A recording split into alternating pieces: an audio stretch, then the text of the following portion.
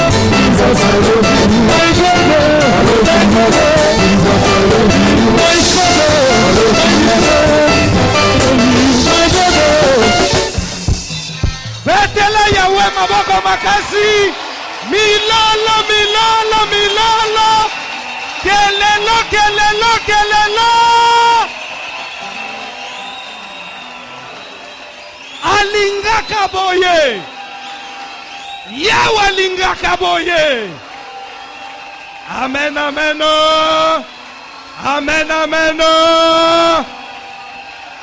Vanda nase, vanda, vanda.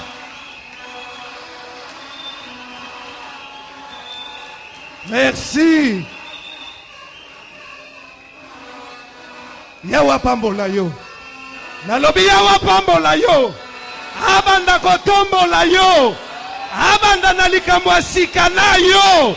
Au nom de Gumba Mutuna yo. Merci papa, merci. Gumba Mutuna yo.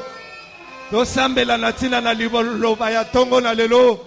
Lilobo yo. Eba kisela biso lisusu 1+. Tosambeli na kombo na Yesu Kristo.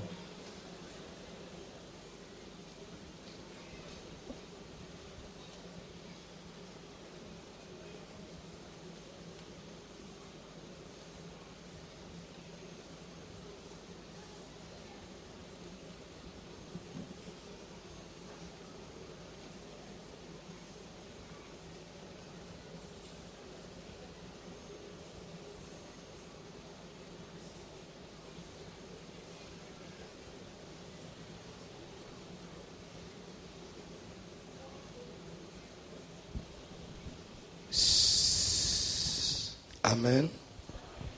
Alléluia. Bonjour à tous. Kolo apambulayo. Tozo lekana diloba na Nzambe. Ozo telema likolo batangela biso Bible. Tozana évangile selon Jean. Chapitre 8. Jean 8. Verset 30 à 33. Jean 8, 30 à 33. La sengi bandeko bazana na ovanda suki bakotelema.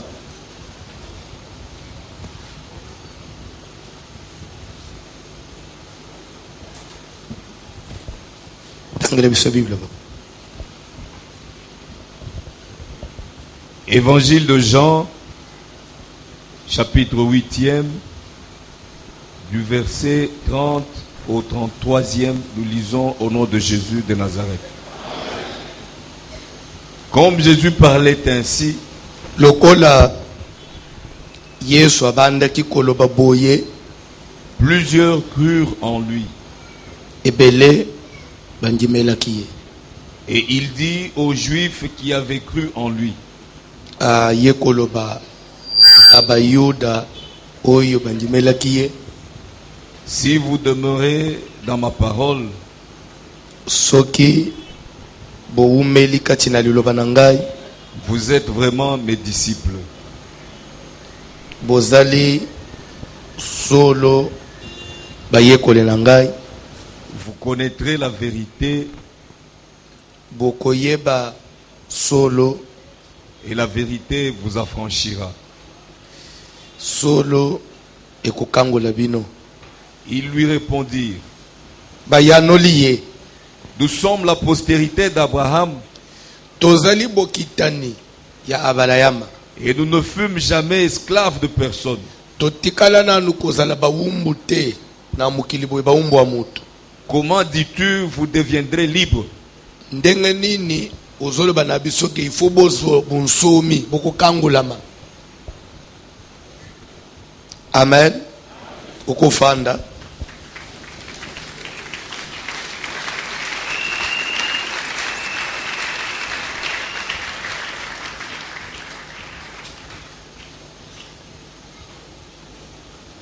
Amen. Alléluia. Pona ndeko yazo koma, je préfère au koma comme le kola thème ya Matthieu Nabiso. Ozo koma les prisons invisibles, les prisons pluriel invisibles. Paboloko oyo imona nakate. Les prisons invisibles.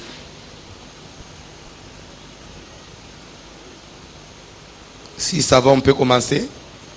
Vous y êtes? Kola pambola yo. Landa bien. Nakuzala mulaite. C'est seulement l'introduction. Bible zolobana verset batangi. Comme Jésus parlait ainsi, plusieurs crurent en lui. Amen. Quand on dit que comme Jésus parlait ainsi, en d'autres termes, il parlait de quoi? Il prêchait la parole. Oui ou non? Jésus a bandé côté ya, il va dans Zambé. Jésus a prêché, a enseigné. A enseigné banan. S'il vous plaît, na kulingolande bien, vous allez distraiter. A enseigné ba païente, ba toi ba nation te. A te ya ba Yuda. Ba descendant d'Abraham, ba kolo promesse. Amen. Ba kolo promesse. Bible zoba que Jésus a enseigné, prêché aux Juifs. Puis plusieurs d'entre eux, na ba Juifs ba Hollandais yohan, ba croire na ye, crure en lui, bandimeli Yesu, bandimi mateya na ye. Bapesier confiance. En d'autres termes, babongoli mitem. Amen. Je crois que comme tout prédicateur il y a bien, dans le moment où prêcher, c'est comme un professeur à l'école. Ce que le professeur a fait ce cours, souci na yezanine. Batu ba comprendre oui ou non. Batu ba assimiler matière oui ou non. Ce qui déjà au monique batu teyi ba comprendre. Eza esengo ya professeur. Oui ou non? Il fallait quand même Jésus. Je crois que le but de nous, c'est de côté, même dans les autres théâtres. Nazo, le but de toi, tu parvenir à l'eau au Mokoboy. Oyo, le prédicateur, il est allé rechercher. Batu bandimeli.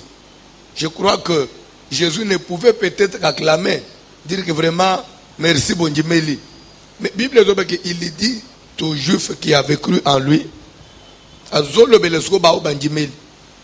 ne s'est pas adressé n'a pas baboyi konjimate. L'ande bien. Il dit assez aux Juifs qui avaient cru en lui. Si vous demeurez dans mes paroles, vous êtes vraiment mes disciples. Ce qui vous mêlez, le tout n'est pas yakondima, le tout n'est pas yakoyok, mais ce que vous mêlez na oyoyoki. Ndeo kozala solo moyekole na ngai. Peu pas seulement kozala moyekole, okoyeba solo. Vous connaîtrez la future. Amen. Vous connaîtrez la vérité. Quand j'essayais de méditer ce passage de la Bible, je suis arrivé à me poser 1001 questions. Comme Jésus leur parlait ainsi, plusieurs crurent en lui. Et il dit aux Juifs qui avaient cru en lui, si vous demeurez dans mes paroles, vous êtes vraiment mes disciples et vous connaîtrez la vérité. Maintenant, ce n'était pas une vérité. C'est comme si la vérité est ça, la future. Ce n'est pas au Banjimele qui donc. C'est comme si au Banjimele on est coca quitté. Faut pas oumela, faut pas yeba sikoy. Ce qui était caché. Vous connaîtrez la vérité. Et la vérité fera quoi? Vous affranchira. Nebu oyeba solo, pe solo ko salanine. Et ko kangu labino. Landa très bien.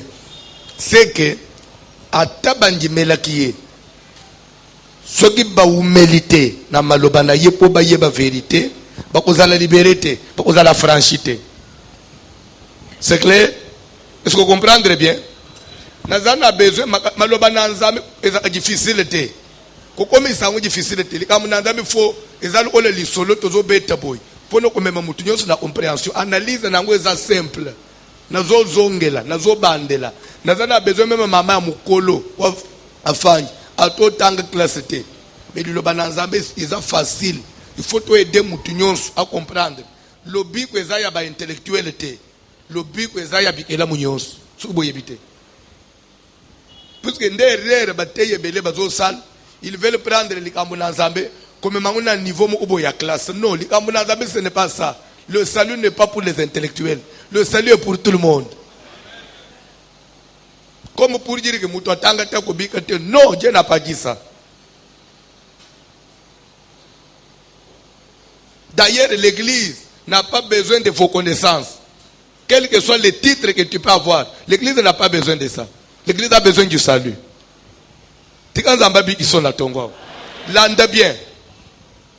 Comme Jésus leur parlait ainsi, plusieurs crurent en lui. Donc, ebele banjimeli Jésus. Banjimeli makambotek ba yambiye.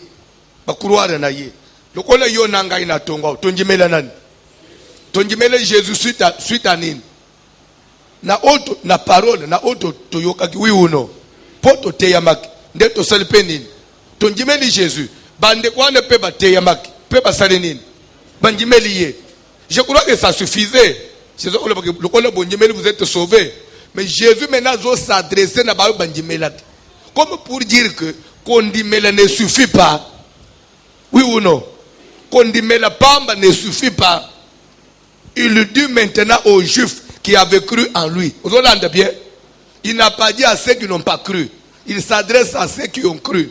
Que c'est vrai, vous avez cru, vous avez fait bien. Mais ça ne suffit pas. Il faut maintenant demeurer dans cette parole. C'est alors que vous connaîtrez. C'est en demeurant, c'est en entrant en profondeur que vous allez connaître, en d'autres termes, que vous allez découvrir certaines vérités qui vont vous amener à la délivrance, qui vont vous amener à la liberté. C'est clair? Vous pouvez comprendre. C'est que na kondima kaka ndenga bonjimeliao. Et facilité que même moi na liberté sécurité faut botika le siko kokota na muzindo c'est alors que vous découvrirez makambo ye komema bino na délivrance siko bato ya lobelaki ba digérer ngo bien te batali d'abord bazabanani ce sont des juifs des fils de la promesse babangina nzambe mukolo wana te. Parce que même la nation, comment tu peux dire ça? Vous connaîtrez la vérité et que la vérité est quoi franchir les bis. Comme si nous étions esclaves de quelqu'un, oui ou non? Et que nous, on a besoin de la liberté. Non. Ce que tu dis, c'est inconcevable. Nous sommes de la postérité d'Abraham. Peut-être, vous avez ignoré, nous sommes de la postérité d'Abraham. Peut-être, vous avez s'adressé à nous là. Nous sommes de la postérité d'Abraham. Et nous nous fûmes esclaves.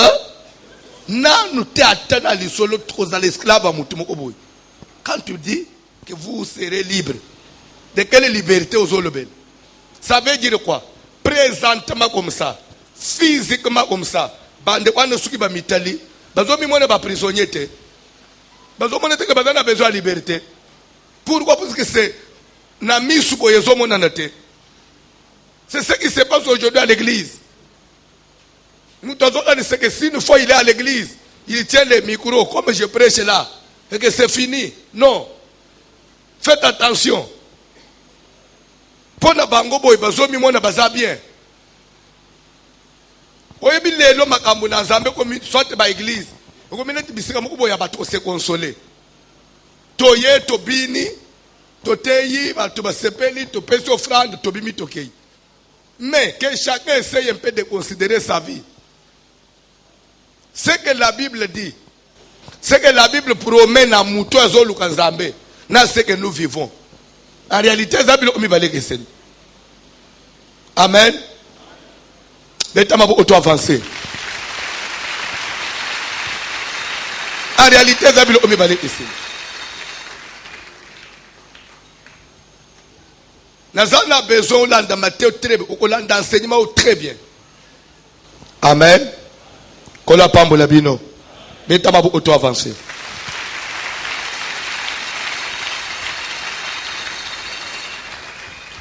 Vous connaîtrez la vérité et la vérité vous affranchira. Bokoyeba solo. Solo ekobi isabine. Bible il dit aux Juifs. Lelo, nous avons des conceptions. Une fois moutoise à l'église. Une fois moutoise occupé poste dans l'église. Une fois moutoise moi connaissance moi défendre moi quelques versets. C'est fini. On croit que c'est fini. On croit que ça va. On croit que ça y est, c'est fini. Quelqu'un peut évoluer comme ça. L'église, un jour, nous serons surpris. Il y a Jésus à Télémiboy. Peut-être à cause de la titre autolatak. Peut-être à cause de la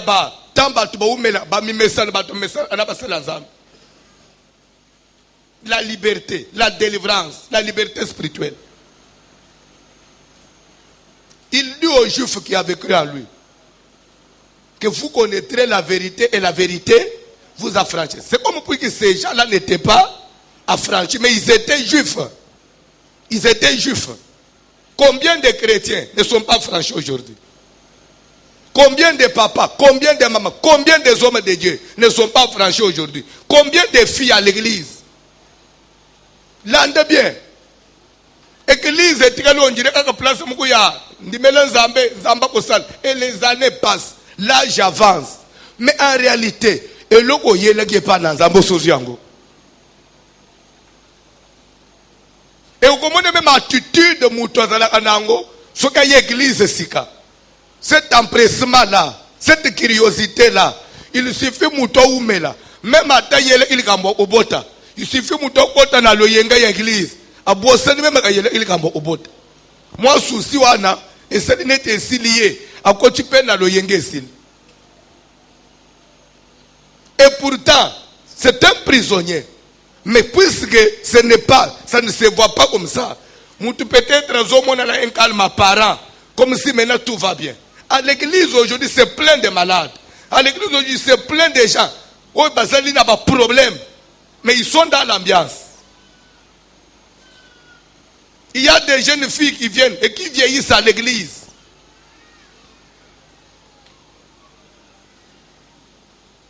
Où est la délivrance? Où est la liberté? Où est la réponse? Otoyele ke pa na Nzambe. Wapi musala mutoyelaki? Na lobike, je vais seulement introduire. Na lingi seulement na peso moi Mungo moko muke. Mais l'air to okota na développement, c'est alors que tu comprendras. Les prisons invisibles. C'est-à-dire que Moutou, c'est facile. Ce qu'il est donné à Tofanjao. Moutou a un problème. Soit tu vas porter plainte quelque part. La convocation est zoyée. Soit tu vas convoquer quelqu'un au Samba. Au coup de Moutou a mal à l'aise. Moutou a peut-être dit c'est plein, j'ai un problème. Ceci, cela. Mais, Boutou Moyoy. Tu as une convocation, il y a Moulim Moye la Kabis. Tellement qu'on a beauté, c'est difficile de se rendre compte. Boutou Moyo, to Samba a dit de manière ou d'une autre. Mais tellement que la physique est au monde en athée, Moutaza distrait. Vous savez le diable, je vais vous donner un petit exemple qui va vous aider, qui va vous édifier tous. Là, on devient comprendre. Le diable, il a comparé les Occidentaux, bah Mindele. Tu n'as pas comment expliquer. Amen. Alléluia. Tu n'as pas comment expliquer. Mais comment nous habités? Oyebi, en Afrique, tu connais des problèmes, presque les pays, et voir même aussi certains pays, il y a des mindels, mais d'abord, je parle plus de nous, les Africains. Presque toute l'Afrique avait été colonisée par des Occidentaux, oui ou non? Alors, dans la période de la colonisation, tout le monde, presque tous les pays d'Afrique, réclament l'indépendance. Et se battre jusqu'à mort, même il y a des gens qui sont morts pour l'indépendance. Presque dans tous les pays de l'Afrique, autant d'histoires il y a chaque pays, il y a les héros de l'indépendance, les martyrs de l'indépendance. Oui ou non? Presque dans chaque nation. Et l'homme blanc, lorsqu'il a vu cette pression, a trouvé que c'est impossible, il a résister. Que faire? Il faut replier. Oui ou non? Leur accorder l'indépendance. Mais est-ce qu'en réalité on est indépendant? Physiquement comme ça, on a libéré l'Afrique.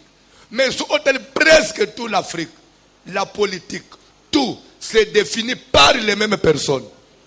Et au cours de chaque colonie de chaque pays, ils ont toujours sous-titré les colonisateurs. Ils ont toujours une dernière décision. C'est peut-être ce que vous comprenez.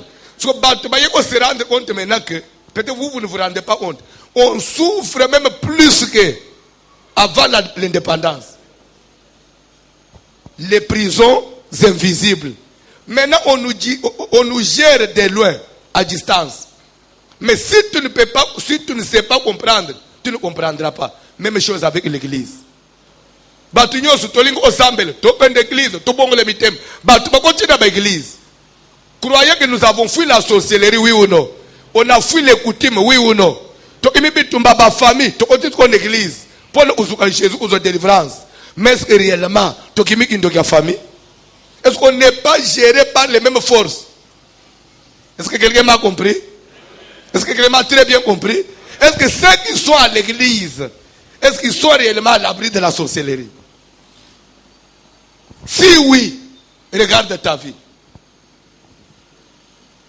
Vous allez trouver qu'on a maintenant trop de problèmes en tant que chrétien, même lorsqu'on est païen.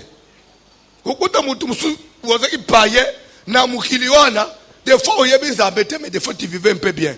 Des fois, on se retrouve. Mais quand on est venu à l'église, c'est-à-dire que le diable, il peut laisser quelqu'un venir à l'église.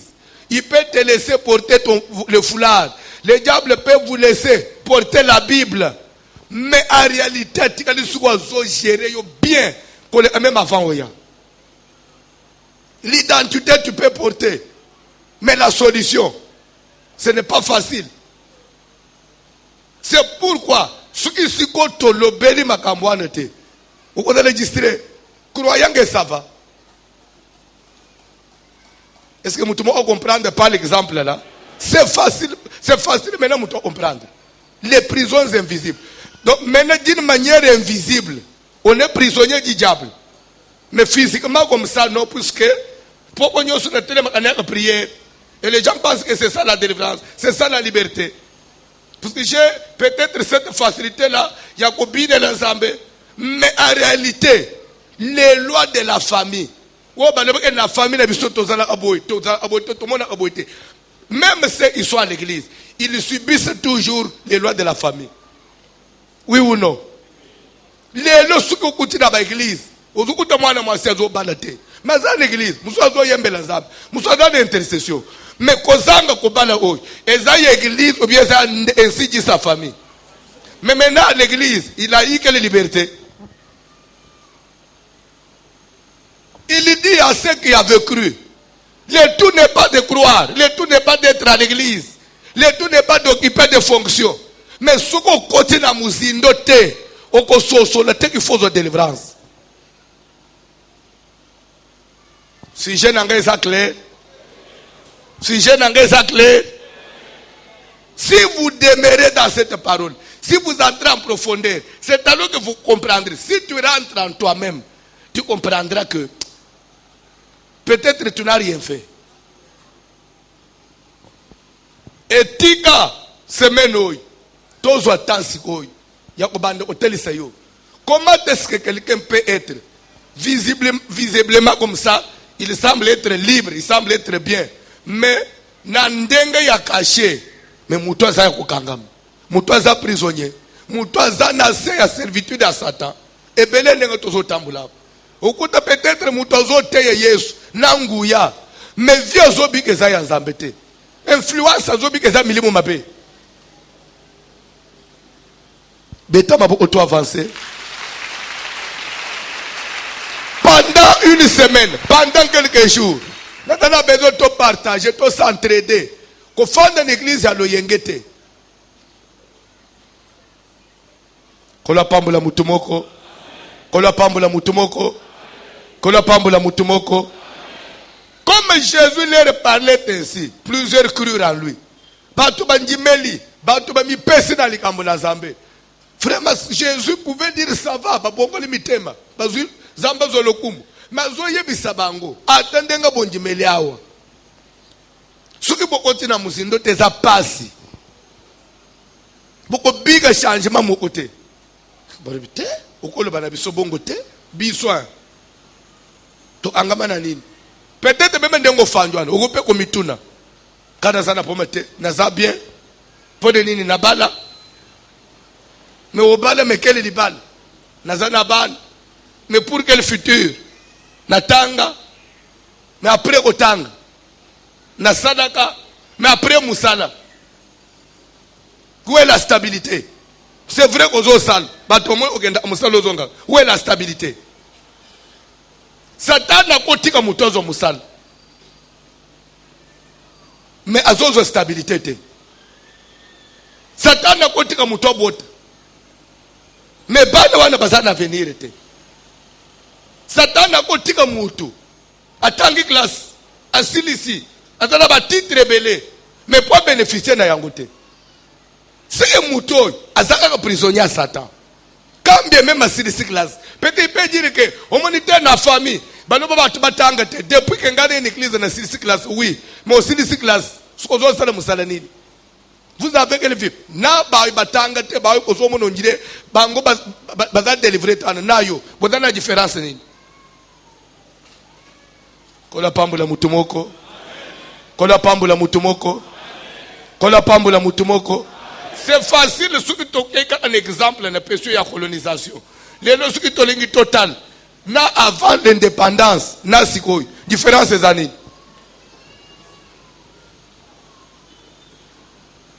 Au contraire, avant l'indépendance, les gens étaient encore bien.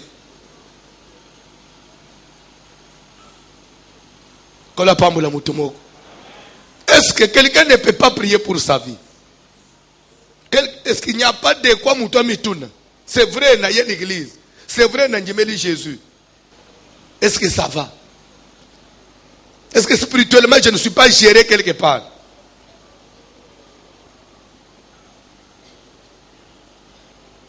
D'une manière invisible, est-ce qu'il n'y a pas une main noire qui exerce de l'influence sur moi, sur mon travail? Est-ce qu'il n'y a pas une main noire?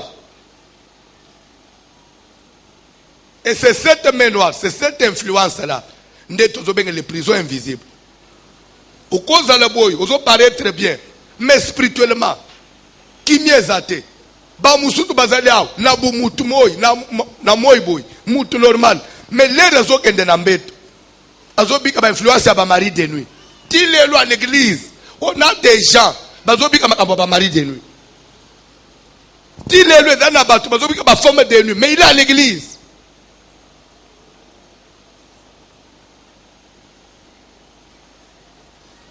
Vous savez, même ici à Kalembelem, pasteur François, quand le non, ton côté mari, femme de nuit, parce que ça m'a kambutoteya mingi. Oui ou non? Ça m'a maté tout suite toteya, tout suite tolekango. Mais c'est en réalité, l'église, même si parmi les Mikolo, il n'y a pas de gens qui vivent par influence. Peu besoin de conséquences. Les prisons invisibles. Nous avons besoin, avant même de te na muzindo plus au fanjo mitun. Ozo big prison nini. Ndengo fanjo. Ozo big influence nini. Ozo la bolo nini. Soki na vie, yo moko d'abord mukolo vie. Ozo itaya ozo conscience te comprendre. Vie na yo. Ko anisete que même maman bote yo azo partager même souffrance avec nous on yo kolonzoto. Jamais. Jamais. Même votre propre parent a partager nos mêmes souffrances na même degré que yo kolonzoto te.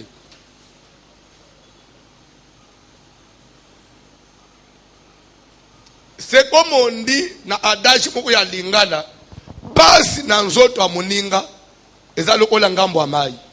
C'est peut-être comprendre. Tokoza la moi sina mubali. Na minute wana nazo douleur, nazo lela, nazo gémir na kati ya mbeto, nazo mibwaka. Ma femme à côté de moi. Azo manifester moi, azo partager na ngal passe wana, oui ou non. Demo azo simba yo ça va, je me dis courage. Mais na nzoto na ye ya za bien. Muto azo subira ngoma ka seza o yazo yo kapasi. A côté de ma place wana, abimi azo solata na batulibanda. Na minute azo mone otewan, il peut oublier. Même que nazo beli se muto. Abeti pe di solo banda selenine. Aseki. C'est seulement lorsque le revient vers toi, nazo beli se muto. C'est ça la vie. C'est que ndengo zo tamblo wana. Soki yo moko mukolo vie, ozi conscience te. Ezana muto ozo conscience na place na yote. Même pas ta famille. Même pas le pasteur. D'abord toi. Tu peux avancer? Nous avons un verset à souk. Genèse 40, verset 14 à 15. Nous avons souk pour aujourd'hui.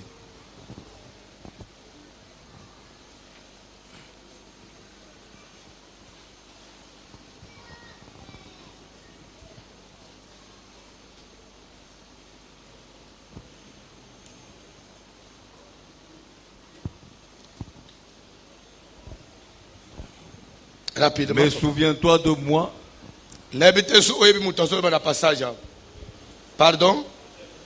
Pardon? Joseph. Azolo bananan. Pardon? Azolo bana un des officiers ya Pharaon. Nazolo lande bien na pesa moi il dépôt et belé ya batu ba yeba Bible te. Musu lenga zao. Ayibenga Joseph. Mais vie à Joseph ayebi angote. Et ça passe, on a côté na message, on se retrouver Joseph, moi na Jacob, si ma ya côté comme na libota na ye, ba sombiye na ba Ismaélite, ba komine na mboka na Égypte ba teki paye. Moko na officier ya Pharaon, Potiphar, mukonzi ya ba soda asombiye comme esclave. Akene na ndako na ye. Joseph va banyi ko selele misal comme esclave. Bible dit comme Dieu était avec lui, la prospérité l'accompagnait. Nyon sozo simba, nyon sozo sal. Ezo fulu kezo kende liboso. Ti moi si à Potiphar, les ramoni ba exploit wan, abanyi ko lula Joseph. Azo lula Joseph, fait mana Joseph. Mais après tout, oza moi si à mukonzi nangai. Je peux pas le faire. Pour la femme non. Ti aluka violer Joseph na makasi. Amen. Alléluia. Oui, le monde parle de la violence faite à la femme. Mais violence faite à l'homme, vous allez belangoter. N'a pas quelque chose. Les rabans basi bazo lata sexy bazo tambola na balabala bazo violer bisote.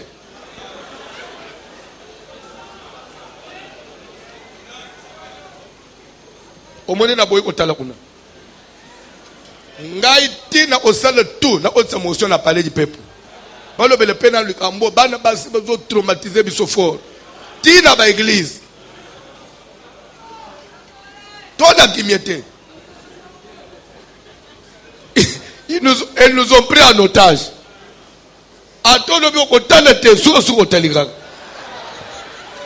Oh Jésus. Violence faite à l'homme. Le banal violence faite à l'homme. Maman, vous nous violez à tout moment. Mais biso nana olobele biso. Nana olobele biso. Monde désolé belangote. Mais zaka yo me otandele boko simbi boy. Violence faite à la femme. Mais yazo violé nga tongo midipo. Na matana taxi bis ba violé nga na miso. Télévision kutu kotala te. Wana nde violence permanente. Oh Jésus. Yeso olobele biso atape na Bible. Nikambote. Joseph aboyi mama wana linga violé ye. Non. Joseph yo foka. Je ne me mère aux olingo violé ngai. Amen. Lere mwasi mukolo azolanda mwana muke. Manu bazole belangote. Mama mukolo azobika na jeune garçon.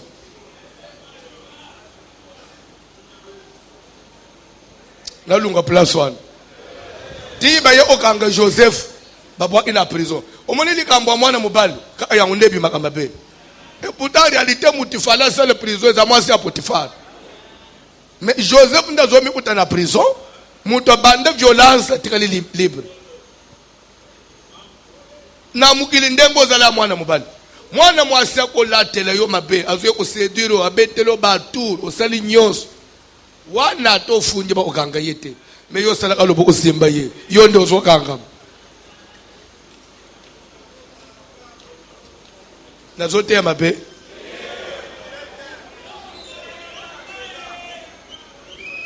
C'est comme ça que Joseph s'est retrouvé dans la prison.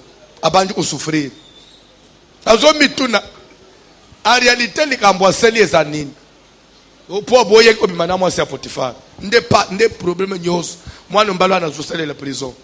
A oumeli na boloko. Landa bien. Na boloko Joseph a occupé ma poste. Ne peut-être bien. Joseph a occupé Joseph a combattu capitaine à prison. Suka la mukina tongo zo tambula ba prisonnier nyoso bazoka tele lo sako. Preso a banane. Prisonnier, chef de prisonnier. Et dans la ebele ya bato, omoni na moment que Joseph a commis quand même chef de la prison, a exercé une certaine fonction. À cause de le distrait. C'est comme ça que le diable distrait les gens. Pour ne pas trouver comme si c'est vrai, même si je suis en prison, mais quand même je suis quelqu'un. Comment Satan zoluka distrait moi na mobali oyo? Pour la tana idée ya koluka teke un jour abima. Dès que le diable ne puisse pas vous distraire avec des miettes, ce n'est pas ça ta vie. Zamba bengelio wana te. Joseph doit régner, pas dans la prison. Pas dans la prison. Ma soeur, ce n'est pas ta vie. Des miettes, ce n'est pas ça ce que tu mérites. Est-ce que vous pouvez comprendre? Satan a coupé son mois et le mot éphémère. A doit distraire le nom. Parce que vous avez $1,000, vous avez $3,000. Même dans les il prêche sur quoi? Les prisons visibles. C'est quoi? Il veut dire quoi par là? Parce que moi je suis concerné par ça. Oui, tu es concerné. Pourquoi? Landa Matei. Bible est Joseph na tongo ala mukaka kota na ba pavillon. Pour le osala musala na ye ko contrôler ko tuna ba prisonnier bazandenge nini ponere ba kunziba ko yepe fo pesa rapport na tongo moko abima boy akuti ba prisonnier mibalelo boko na litama nini chef tolali biente tozwi bandoto oto sosolite tokozala na kimia ndenge nini alobi ndoto angu nini mutu aliboso alobi ndoto na ye je ne peux pas si discernement ya bien favorable mutu amibale alobi ya ye Joseph nyingisi mutu abi ndoto na eza bien te elingi oloba seulement d'ici 3 jours bakukato mutu bakubako na nzete voir même bembeno ba ukundango te okopolela na nzete wana pe bembeno ba uliango na bandeki via bien te mama kosuka mabete na mukili yao kosuka mabe na mukili yao te ko échouer te sima ya oyeba nzambe so yebi nzambe ko tin église mais ozoe ko échouer na église ko permettre lango te permettre lango te mukete ta il fallait to échouer le to yeba nzambe te mais na ko échouer na makolo ya Yesu te ça je ne permettrai jamais bakosi. Maintenant, 3e jour, selon d'autres, il y a Joseph, l'autre officier là, officier mi balé à Pharaon, avec la baronne à Bolo. Moi, il faut après 3 jours. Moi, il faut à Bolo après 3 jours. Sur 3e jour, il y a que Owana Zobima. Joseph va se rendre auprès de Yé. Azobanda au bon de la Yé. Ce qu'on en réalité, ce n'est pas donc, physiquement boy. Et ça, Joseph te mde mutu fake le ite pas na ye. Parce que d'abord Joseph était capitaine na ye. N'a pas comprendre. N'a pas comprendre. Je ne peux pas quand même s'humilier le bossé à ya prisonnier ngana kambak. MCT. Ata wana za chef na yo. Mais naza amukangami. Soko bimi ukutane na fala. Loba bola munangai. Ça de tout. Bobi sangana nda. Ça le tout. Et pourtant, Moutouana, même les bases ubika na Joseph. À quoi t'as m'souillé envie à Joseph, ça quand même capita. C'est vrai, il est prisonnier comme mais il a un peu moi portion ya liberté pour les kabiso. Parce qu'il y a des moutouaya au pèse biso à Kaboulé la kabiso biloko ya olia des fois ya zolé mingi pour les kabiso. Peut-être bateau on a besoin envier Joseph. Mais Joseph pas bateau besoin envier one. Hier moi aux autres trouver que ce n'est pas sa vie. Peut-être ndenge to tambula kaw. Il y a des gens besoin mono bien. Mais il faut yo okolovi oyeba enaza bien te. Par rapport à yo yebi peut-être au batu bakoki omonate. Il y a des vérités que tu connais sur toi que même moi je ne peux pas voir. C'est pourquoi je parle de prison invisible. Je ne pouvais pas dire prison spirituelle, c'est autre chose. Invisible, c'est-à-dire qu'il y a des vérités de ta vie que moi je ne peux pas voir. Il n'y a que toi, mukolovi, nde yebi réalité ya vie na yo. Apparemment comme ça, ozobi ma bien. Mais nakati yo mo oyebi. Place au lalak, vie aux obiques, madajo au bomba nanzot.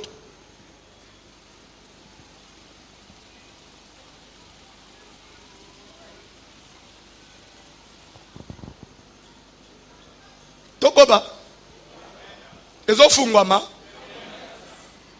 Est-ce que vous comprenez la différence dans la précis? Matthieu est différemment dans la prison spirituelle. Non. Mais ici, je parle de prisons invisibles. Il y a moutozo monana boye bien, mais aïe mo kwa yebi. Je vous donne encore un petit exemple. Peut-être ça peut faire mal aux autres, mais il faut que vous comprendre la matière. Comprendre la matière. Je vous donne un petit exemple. Lélo, on peut avoir quelqu'un qui est peut-être atteint d'une maladie, dont lui-même sait que je suis malade. Peut-être il prend certains médicaments, oui ou non. Prenons l'exemple des sidatique. Il est sous antirétroviraux, oui ou non. Apparemment, santé zobi même pas bien, oui ou non. Mais mouton y a yébité que ce monsieur est malade. Il te va bien, oui ou non. En bonne santé. Ozongi sinzoto, zolate bien, zoto bien. Yé ou tozo lula yo. Mais en réalité, je suis malade. Santé, santé. Moi, pour vérifier ma réalité, je suis. Il n'y a que toi qui peux connaître ton état. Mais muto azotala yo akokwamviye yo. Ma yebite oyo bombi na kati. Ndenga tozo tambula. Okoza na propre. Mais tant mususu elambo olacho defi. Mais bisone to omono papa za propre.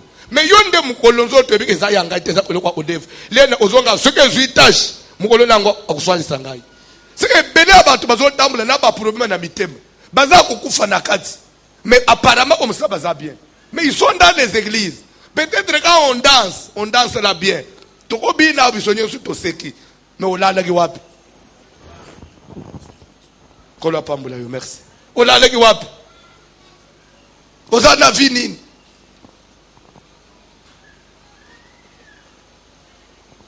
Nakoba. Okomona mwana mwasi propre d'église. Ta musufi mususu ateli yo. Il fallait dans la telle qu'on le tel. On a le qu'on a nan. Yo zo mona ye bien. Mais il y a des prisons invisibles. Ako na ba poma ta musuko le ka yayo. Yayo. Muto lula kawana. Ta musuwa za ako na kukufa na kati ko le ka yo. C'est pourquoi nous avons besoin de Moussaloy. Moutou nyonso so la vie na ye.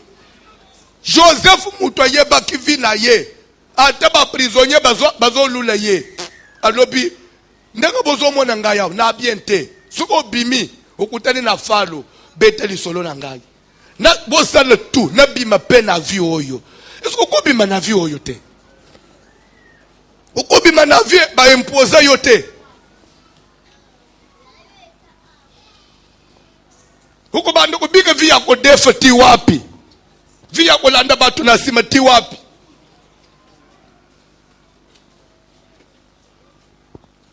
Toko balobi telemali kolo to prier.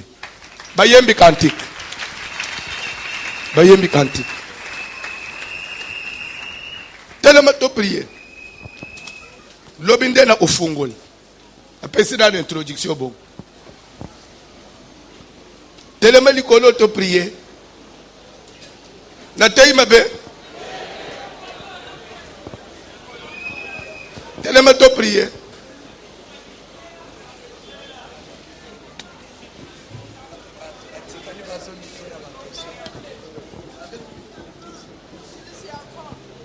Papa Likonzi Sugozo bande spot à 40 jours. Délivrance des prisons invisibles. Bande déjà l'élo. Dimanche prochain, je ne bande. Dans une semaine. Délivrance des prisons invisibles. Na développement, mutunyo so bikuta. Au moins que est-ce que ngai pe nazana besoin oluka nzambe ou bien ngai déjà ça va. Ngai ça va.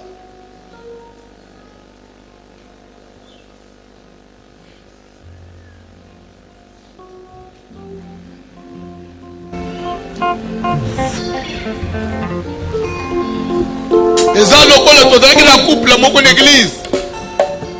N'habite ce que vous Hollanda. N'habite ce que vous Hollanda. Papa telema bon telema. Parce que la couple moko l'église, moi sina mubali. Baza déjà na kati ya processus à divorce. Bakenda déjà ko samba etikali kaka juge se prononcer après bakabola bango. Mais dans l'entretemps, ils vivaient sous le même toit. Mais si vous avez une chambre, nous sommes pour nous blesser banate. Tout ça, dans le calme, c'est alors qu'on dira aux enfants. Nous sommes en église, dans le calme, mais la chambre, déjà, vivre en séparation, ça fait déjà très longtemps. Si un couple, jeune couple, l'église, c'est le mariage. Baye pa na bango papa na mama faso to mona kabino calme to le tozo bino ba parrain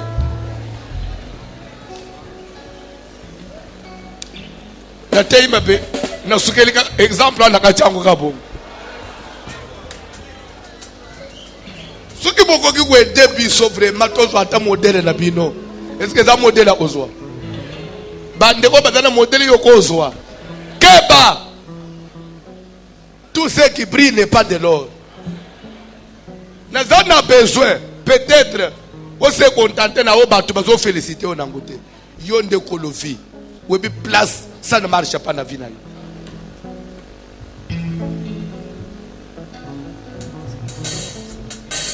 Na koza la lelo, na yena simi mikolo na tei batu bangangi, cet homme de Dieu.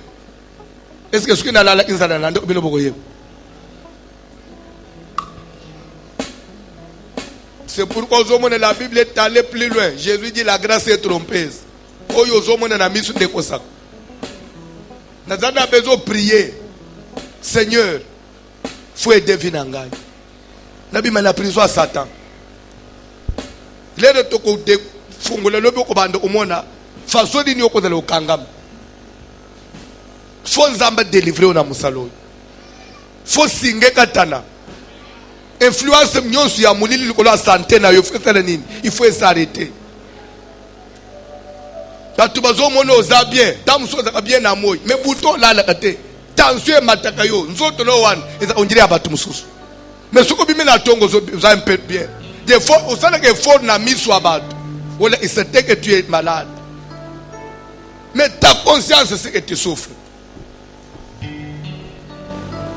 Peut-être que c'est effort de moi propre na miso abatu kaka potala kaka to ko reverser nyo sauter. Zaka même mutu fona mona na mutu. Mais en réalité c'est que ça bien. Fiston cantique.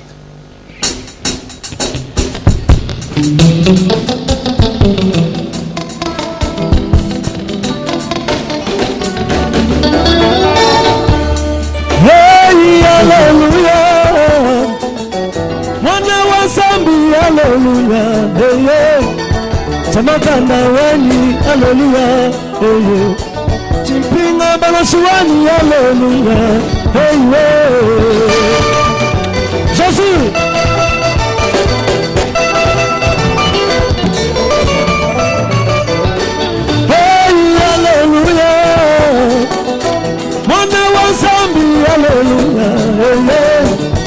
Tamaganda wani, hallelujah, Chimpinga balajuani, hallelujah, yes,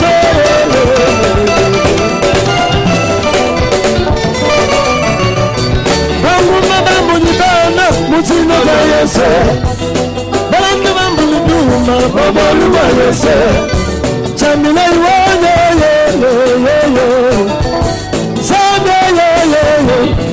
When you are just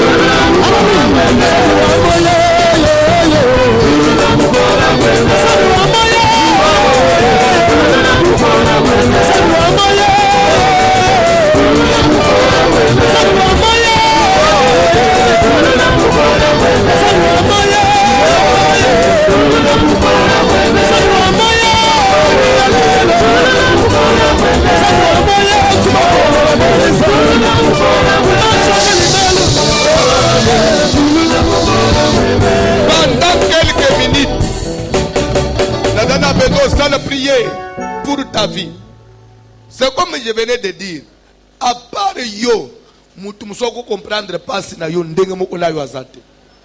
Mutu musoko comprendre vino ndenge moko na yo azate. Nazana besoin prier. Que Dieu intervienne dans Moussalo. Place nyosu vino ezaya kokangama. Place nyosu satana fandela intereno atamoko. Na Moussalo, Zamba intervenir. Zamba peso liberté, peso délivrance. Tout semble au nom de Jésus-Christ.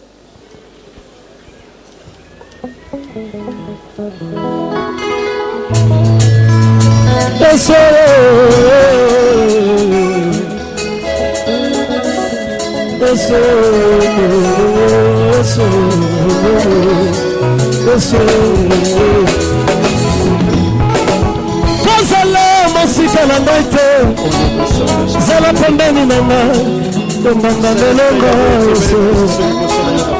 Kozala mosika na ngai te, zala pembeni na ngai, tonganga na moto. La Bible solobaka c'est pour les libertés que le Seigneur nous a affranchis. Mais Seigneur, Seigneur, je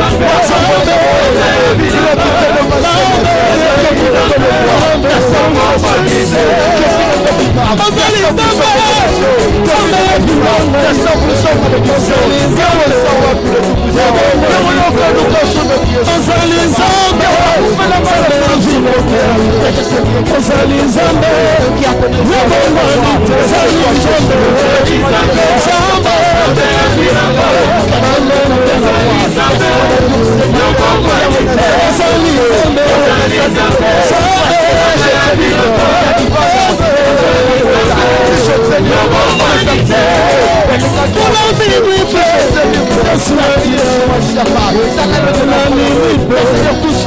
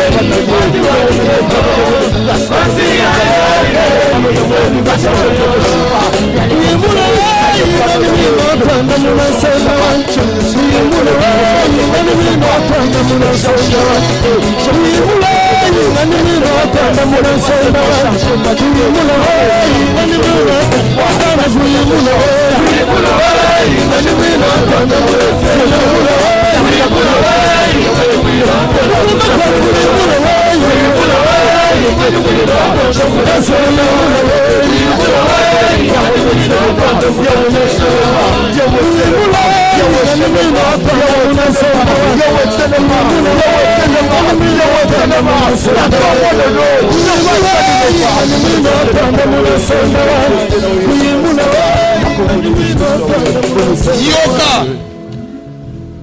Toko mina suka. Yoka n'est pas une chose. Le jeudi, nazo yamba batu. Lande bien. Na yambi couple moko. Bazamo. Pas couple, mais. Bazamo yana ba fiancé. Mwana mwasa zoe bisanga papa. Donc, Moubali Moutoua, il y a bandi masolo, papa vraiment, pasteur, c'est quelque chose, tokomi pré, na sina sombi biloko nyonso, tokomi kaka pembeni ya kopesa biloko papa, mwana mwasa badi ba incompréhension, tozo yo kanate pasteur, tozo yo kanate, na ebite mwana mwasa lingi nini, na lingi ye mingi na tuni mama likambo nini baninga bazoluka libala yo zimuta so mina biloko nyonso papa ngana lingi na ngasute azama bete afinga ote mwana mbali abato azabome ngande na lingi su libala te na jo mama 35 ans ulingi libala te na ndenge nini professeur boy ote ngai mo ukaka na lingi te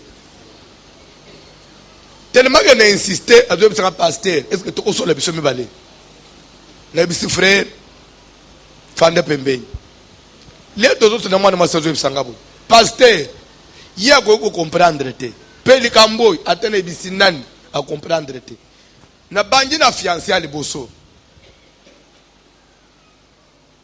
to umeli na loti papa na biso abota ngai azo bisanga ke soko tiki mwana mbalo anate nazo boma ye yoko bala te papa na kansekeza ndoto na munika misala mwana mbali bandi ko bebe banini mwana mbalo anapika krize boya kufa na kansekeza ndoto pamba na zufiansi ami bale to umeli na loti papa na biso ozo yokate na kuboma ye lisusu po yeba ke yo ukobala toza amwasi na ngai mwana mbali asala accident akufi basala accident na mutu kaka yenda akufi batu yonso babimi bien na yo kulingo mwana mobali oyo mwana mbali bato aza bien il fait tout pour moi mais na bandi komona basinyi oyesala bana mbali mususu misala na yendengeza ezotambula sute butu nyonso papa ne msozo saka oboma ye soki ndatikia te oboma ye na oyebisa ye na polele ndenge nini suko nazo sala ka toka bwana nazo yoka na yete pasteur bondele atika ngai ya kukufa nazo kelende mawa ngai fona luka nanu deliverance papa yebise aikende nanu distance na ngolandela ngai na matele na landi nazo muni nazo mema makila bato nazo kufa pona ngai bazaba innocent na tielo na letama le mwana mobalo bazo luka bolamu na ye yoka di solo mukileza na ba problème il faut tote vérité to lungwa na balo yenge lena na sisi na mwana mwasi na lobi na frère yak les frères yene voici l'homme tu l'as convaincu papa batu nyonso balobi esimbite lokola landa yo mingi na bi oza espoir na ngasuka papa na obima pamba wote na sia motema na zolbe innocent muwe yoy kozanga koyeba o bible zo vous connaîtrez la vérité muto zo kufa na ignorance suko façon kumisinga voici l'homme je sais qu'en tout cas yo ego simba suko ngapena mitali nzambe na ngai na bisiete papa kubanda bongo te yo foti ka mwana mwasi oyo pasteur na yo pe uzoka bola biso papa na bite papa il faut comprendre makambo en tout cas il faut tika mwana mwasi oyo mwana mbale comprendre na teli pene ko banda oloba nini ko banda oloba nini na minute wana kaza bien te famille na bango boy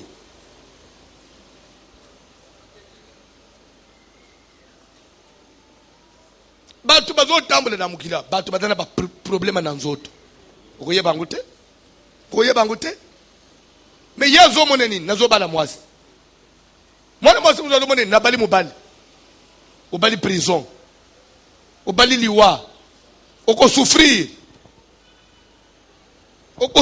na mukilo oyo oko bamba pantalon na mukilo oyo oko regretter classe otanga pour nini pour que zokota na bisiki fallait pas okota. Il y a des gens qui sont des prisonniers qui ont encore besoin de la liberté. Mais puisque ils ont mon ami soute, nana oyeb. Mwana mwasi kitoko, mwana mwasi gentil, mwana mbalo papa. Na mbika na bana base, azana respect. Ada mwana musimo edenga ina ba initiative na sorka mais sauf que mikolo na zobika ba difficulté makasi biloko nanganyo sezo sibete malgré ça. Na comprendre zabi tumbali bala tamso zabi tumbala ngapona bala tena bi Hey, innocent muweyi. Ozo matane kulusu mbeka. Nazana bezo sala prière. Moto na nzambe kita. S'il y a une loi qui te condamne, que toi tu ne peux pas entrer dans le mariage, que toi tu ne peux pas coller la banne, et dans mutobochi bana na passe, akolisi bango na passe. batemba ya kolela bana te olela bango te pona nini. S'il y a une loi, s'il y a un combat moko, ce que dans la mutu moko tellement na nzela na yo na musalo, il faut bika délivrance. Il faut bika le banon feu.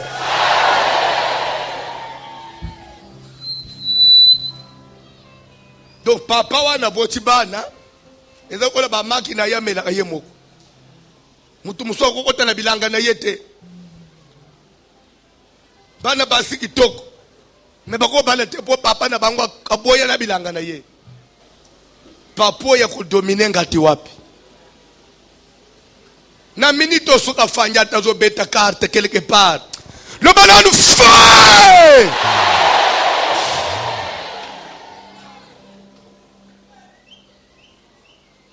Soka na caché moko babeta yo na nzoto. Utambula ana caché.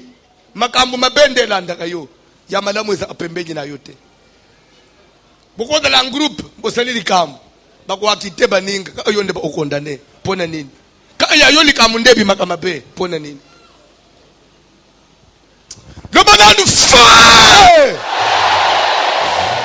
Bela matona zambe to sambele na ombo na Jésus. Au nom puissant de Jésus, na kombo na Yesu Kristo Céleste Yahweh, na sambele na moto na Yahweh zambe na songo lelo. Moto na Yahweh zambe sambela. Ya mama koyo sote le mama. Ya bala bosese. Na mona se moto pesa na moto boko. Ya na se place li boso li boso na. Ya Maria Shenanga. Ya koyo. Ya na moto ya. Au nom puissant de Jésus, na le feu de Dieu, le feu de Dieu, le feu de Dieu, le feu de Dieu, le feu de Dieu.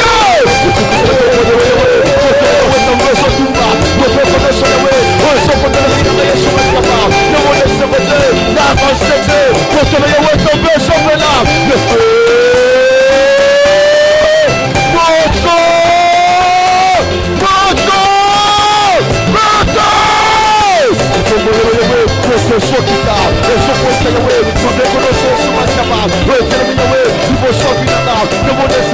feu,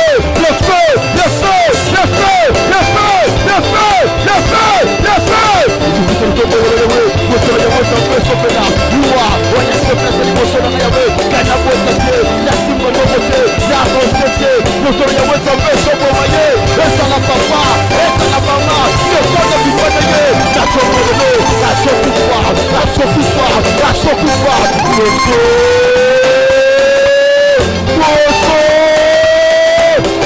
le feu,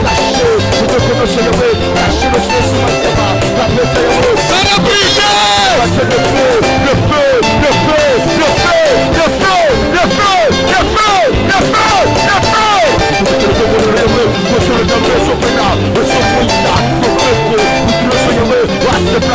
feu, le feu, le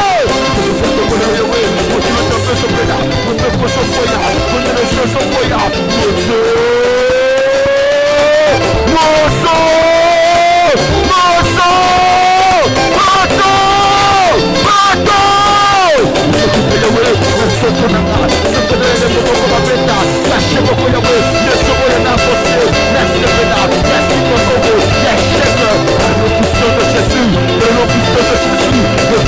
Le feu, le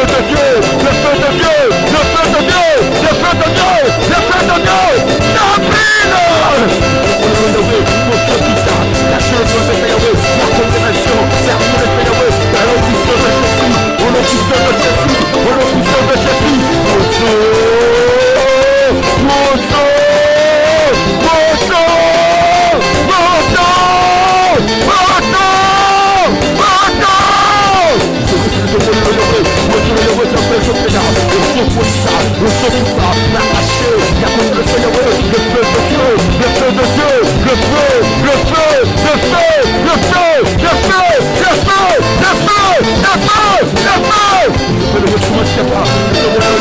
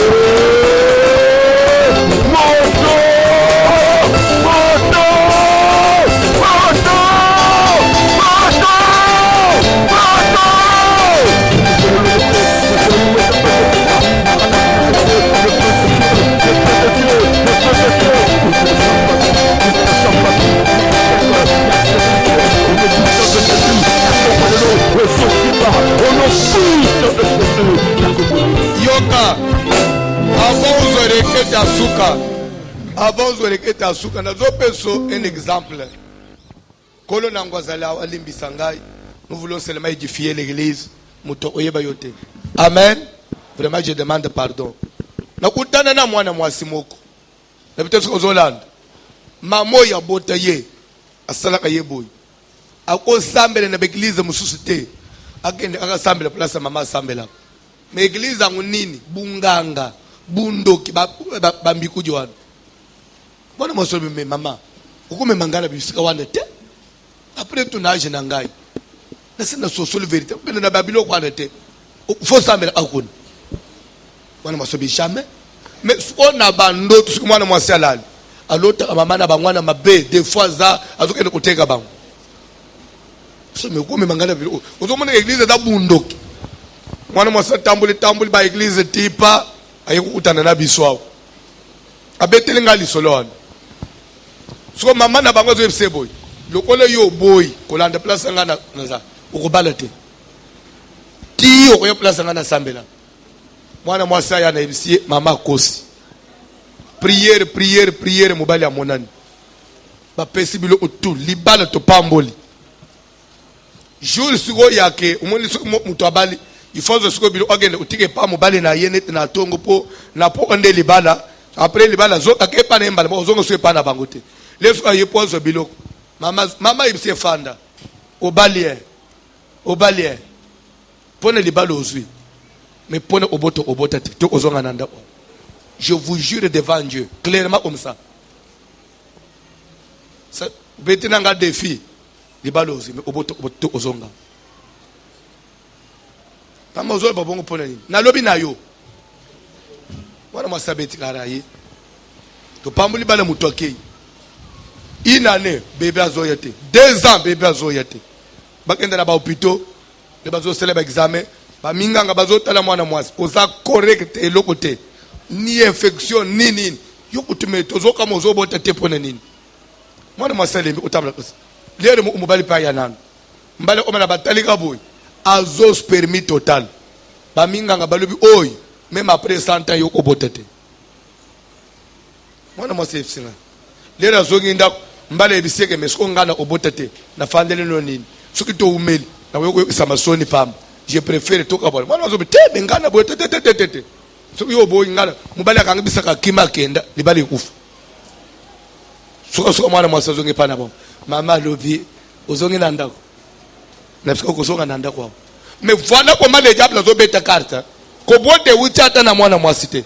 Ko zanga kubote. Ezo kali kubimela na mubali. Mais si photo zonga réalité. Et quoi de la paix mwana mubali te azana problème te. Vous n'avez pas moi à promettre à quoi il est victime. À quoi il est victime. C'est le monde que nous vivons maintenant. Pourquoi quand une église ou arraché, ou arraché, nous sommes Satan a tiré totalement. En Afrique, on sait qu'on est indépendant. Mais en réalité, on est indépendant. Je voudrais que même pas de petits exemples comme ça que tu comprennes. Tout le monde est dans Inchasa. Tout le monde est dans Inchasa. Il y a un Inchasa ça bien. Est-ce qu'en réalité on est bien? Mais est-ce que ça bien c'est ça la vie. Nous avons besoin de la prière. Satan a fandelio na quoi nini. Prison il faut panzana. Moi tu fais pela. Ngangana nous fait. Toi sambeli na kombo na Jésus. Pour le puissant de Jésus, la sauver de la montée maintenant, Bible est seulement que notre Dieu sans nos éborons, et l'éternel les exerçant le chemin par le feu. Rabbi ne t'envoie le nom, mets-toi Zokita, mets-toi Zokita, mets-toi Zopena. Nous sommes les Yahweh, la faute de notre Pinamba, la faute de la faute de Yahweh, qu'elle a combattu, la projeté, la tombe de l'eau, nous sommes Sopandana, nous sommes Sopena, nous sommes Sopena, prison Sopena, prison Sopena, le feu de Dieu, le feu de Dieu, le feu de Dieu, le feu de Dieu, le feu de Dieu. Et je me trouve comme Yahweh, et je passe ça, nous sommes comme Yahweh, oh par contre Sopinaba, la nation comme mon Dieu, la voyagé, la voyagé, la nation comme mon Dieu, la stabilité, et le puissant de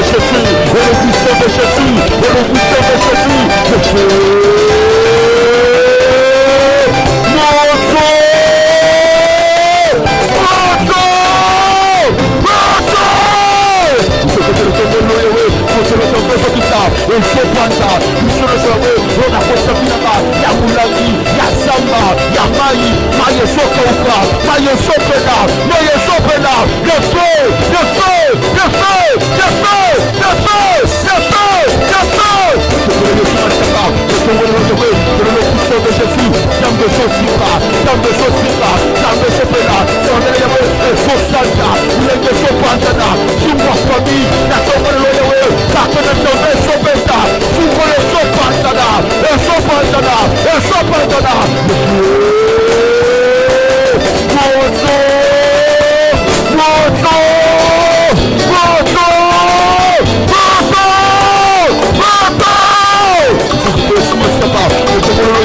Le nom puissant de Jésus, la Sopanta, la Sopanta, la tombe de Yahweh, Bishop Famille, et Sopukana, et Sopukana, la Sopuka, la Sopuka, la Sopuka, la tombe de l'eau, tu parles la gueule Sopuka, Yahweh Sopuka, et Yahweh Sopuka, le feu de Dieu, le feu de Dieu, le feu de Dieu, le feu de Dieu, le feu de Dieu, le feu de Dieu, le feu de Dieu, le feu de Dieu. Ce que Dieu soit Sopanta, le tombe de Yahweh, et Sopanta, Michel Joé, la famille, et la Katakata, la Kotisa, et de la santé, la maternité, la tombe de l'eau, il y a le nom puissant de Jésus, et Sopuka, Moto, Moto, Moto, Moto, Moto, Moto, Moto.